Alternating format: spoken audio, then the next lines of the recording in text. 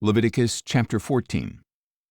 Then the Lord said to Moses, "This is the law for the one afflicted with a skin disease on the day of his cleansing when he is brought to the priest. The priest is to go outside the camp to examine him. And if the skin disease of the afflicted person has healed, the priest shall order that 2 live clean birds, cedar wood, scarlet yarn, and hyssop be brought for the one to be cleansed. Then the priest shall command that one of the birds be slaughtered over fresh water in a clay pot, and he is to take the live bird together with the cedar wood, scarlet yarn, and hyssop, and dip them into the blood of the bird that was slaughtered over the fresh water. 7 times he shall sprinkle the one to be cleansed of the skin disease. Then he shall pronounce him clean and release the live bird into the open field. The one being cleansed must wash his clothes, shave off all his hair, and bathe with water. Then he will be ceremonially clean. Afterward he may enter the camp, but he must remain outside his tent for 7 days. On the 7th day he must shave off all his hair, his head, his beard, his eyebrows, and the rest of his hair. He must wash his clothes and bathe himself with water, and he will be clean. On the 8th day he is to bring 2 unblemished male lambs, an unblemished ewe lamb a year old, a grain offering of 3/10 of an ephah of fine flour mixed with olive oil, and 1 log of olive oil. The priest who performs the cleansing shall present the one to be cleansed, together with these offerings, before the Lord at the entrance to the tent of meeting. Then the priest is to take 1 of the male lambs and present it as a guilt offering, along with a log of olive oil, and he must wave them as a wave offering before the Lord. Then he is to slaughter the lamb in the sanctuary area where the sin offering and burnt offering are slaughtered. Like the sin offering, the guilt offering belongs to the priest. It is most holy. The priest is to take some of the blood from the guilt offering and put it on the right earlobe of the one to be cleansed, on the thumb of his right hand, and on the big toe of his right foot.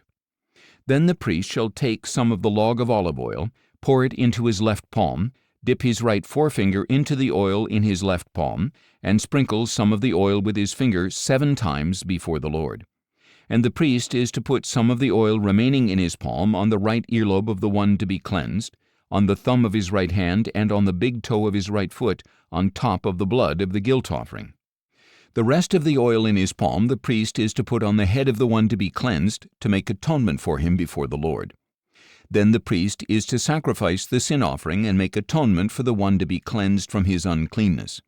After that the priest shall slaughter the burnt offering and offer it on the altar with the grain offering to make atonement for him, and he will be clean. If, however, the person is poor and cannot afford these offerings, he is to take 1 male lamb as a guilt offering to be waved to make atonement for him, along with 1/10 of an ephah of fine flour mixed with olive oil for a grain offering, a log of olive oil, and 2 turtle doves or 2 young pigeons, whichever he can afford, one to be a sin offering and the other a burnt offering. On the 8th day he is to bring them for his cleansing to the priest at the entrance to the tent of meeting before the Lord. The priest shall take the lamb for the guilt offering, along with the log of olive oil, and wave them as a wave offering before the Lord. And after he slaughters the lamb for the guilt offering, the priest is to take some of the blood of the guilt offering and put it on the right earlobe of the one to be cleansed, on the thumb of his right hand, and on the big toe of his right foot. Then the priest is to pour some of the oil into his left palm, and sprinkle with his right forefinger some of the oil in his left palm 7 times before the Lord. The priest shall also put some of the oil in his palm on the right earlobe of the one to be cleansed, on the thumb of his right hand, and on the big toe of his right foot, on the same places as the blood of the guilt offering. The rest of the oil in his palm the priest is to put on the head of the one to be cleansed, to make atonement for him before the Lord. Then he must sacrifice the turtle doves or young pigeons, whichever he can afford, one as a sin offering and the other as a burnt offering, together with the grain offering. In this way the priest will make atonement before the Lord for the one to be cleansed. This is the law for someone who has a skin disease and cannot afford the cost of his cleansing. Then the Lord said to Moses and Aaron, "When you enter the land of Canaan, which I am giving you as your possession, and I put a contamination of mildew into a house in that land, the owner of the house shall come and tell the priest, 'Something like mildew has appeared in my house.' The priest must order that the house be cleared before he enters it to examine the mildew, so that nothing in the house will become unclean. After this, the priest shall go in to inspect the house.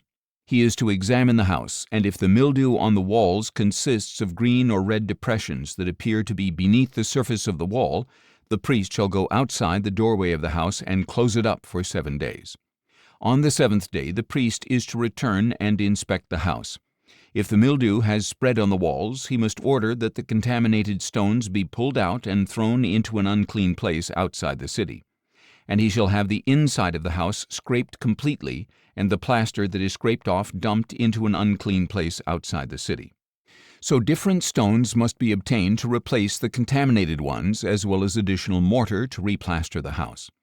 If the mildew reappears in the house after the stones have been torn out and the house has been scraped and replastered, the priest must come and inspect it. If the mildew has spread in the house, it is a destructive mildew, the house is unclean. It must be torn down with its stones, its timbers, and all its plaster and taken outside the city to an unclean place. Anyone who enters the house during any of the days that it is closed up will be unclean until evening, and anyone who sleeps in the house or eats in it must wash his clothes. If, however, the priest comes and inspects it, and the mildew has not spread after the house has been replastered, he shall pronounce the house clean because the mildew is gone. He is to take 2 birds, cedar wood, scarlet yarn, and hyssop to purify the house, and he shall slaughter one of the birds over fresh water in a clay pot. Then he shall take the cedar wood, the hyssop, the scarlet yarn, and the live bird, dip them in the blood of the slaughtered bird and the fresh water, and sprinkle the house 7 times. And he shall cleanse the house with the bird's blood, the fresh water, the live bird, the cedar wood, the hyssop, and the scarlet yarn. Finally, he is to release the live bird into the open fields outside the city. In this way he will make atonement for the house, and it will be clean.